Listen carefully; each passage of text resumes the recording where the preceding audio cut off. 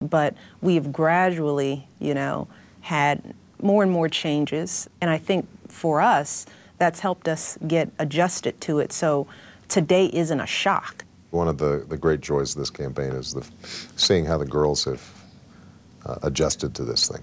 They have stayed their normal, cheerful, happy, courteous, curious selves. And that was one of my biggest worries, and remains one of my biggest worries. When we think about, I know Michelle and I have talked about this a lot, how do we just maintain that precious normalcy in our two girls? Yeah. And, because right now they're not self-conscious, they don't have an attitude, and I think one of our highest priorities over the next 4 years is retaining that. If at the end of 4 years, just from a personal standpoint, we can say they are who they are.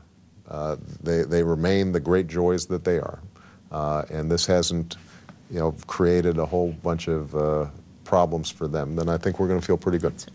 How has your life changed in the last 10 days? It's calmed down a bit. I mean, we're back into more of a routine. There's still some things we're not adjusted to. Like what? Like? What do you want? What are Me you not being adjusted able to take a walk. Oh, well, No, I mean, those are things that... I don't walk as much as he does, so I guess I don't miss it. Yeah, I mean, You want to go for a walk? I do. I'd love to take you for a walk, although it's cold today. But Yeah, I wouldn't go with you. I know. But that's something that I don't think I'll ever get used to. I mean, the loss of anonymity, and this is not a complaint. This is part of what you sign up for. But being able to just wander around the neighborhood. I can't go to my old barber shop now. I've got to have my barber come to some undisclosed location to cut my hair. The small routines of life that keep you connected, I think, some of those are being lost. One of the challenges I think that we're going to be wrestling with is how to stay pretty normal, because we said this before the campaign. And I believe this. I actually think that we are as close to what normal folks go through and what their lives are like as just about anybody who's been elected president recently. Hanging on to that is something that's important. Michelle helps on that because she's just a sensible person. I know you've said that your first priority is to be mom-in-chief. Yes. You're a Harvard Law School grad yourself, and a Princeton grad.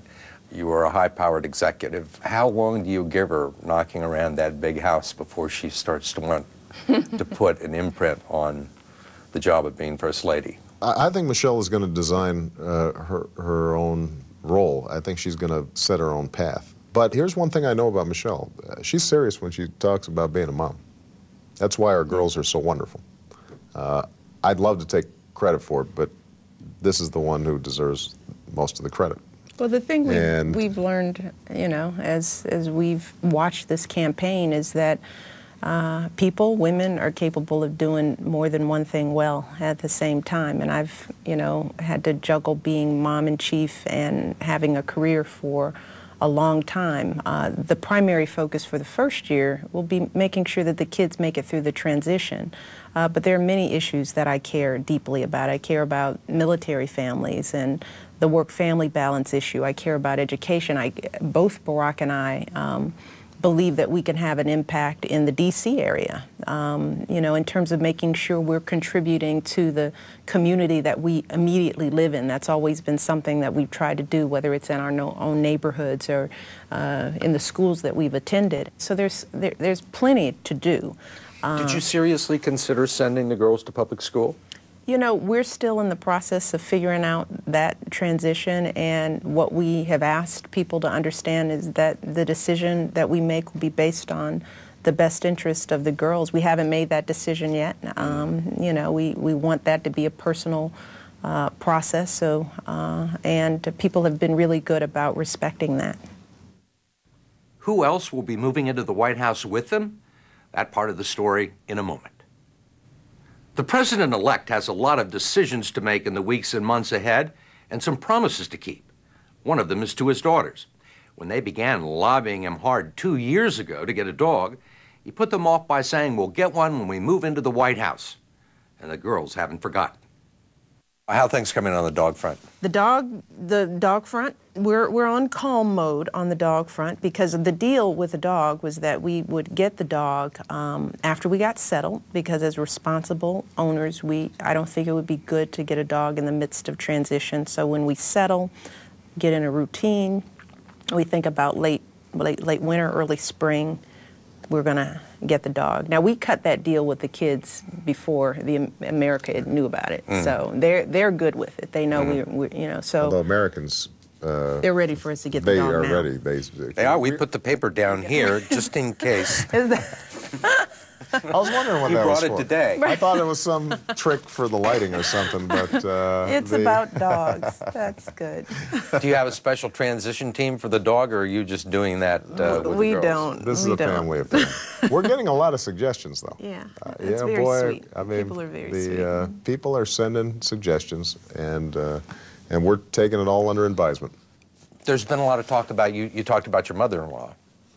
Is she moving in with you? Well, I don't tell my mother-in-law what to do. But I'm not stupid. That's why I got elected president, man. So she can if she wants. But she sure can if she wants. She's been. I think it's fair to say that Marion Robinson is one of the unsung heroes of this campaign. We couldn't have done it without her, because she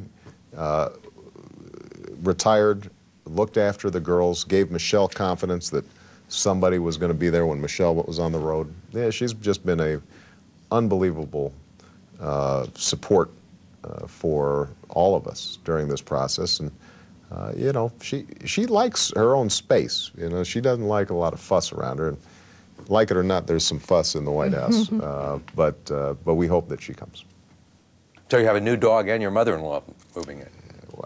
Steve, I'm not going to compare my mother-in-law to a new dog. You're much more excited about your mother-in-law, I can tell. How do you get along with your mother-in-law, man? The way these questions are going, I think I need to give you some tips. We get along fine. I have one last question. As President of the United States, what can you do, or what do you plan to do about getting a college football playoff for the national championship? This is important. Look, excuse me for a yes, second. Please. Don't mind me. I think any sensible person would say that if you've got a bunch of teams who play throughout the season, and many of them have one loss or two losses, there's no clear, decisive winner, that we should be creating a playoff system. 8 teams. That would be 3 rounds to determine a national champion. It would add 3 extra weeks to the season. You could trim back on the regular season. I don't know any serious fan of college football who has disagreed with me on this. So I'm going to throw my weight around a little bit. I think it's the right thing to do.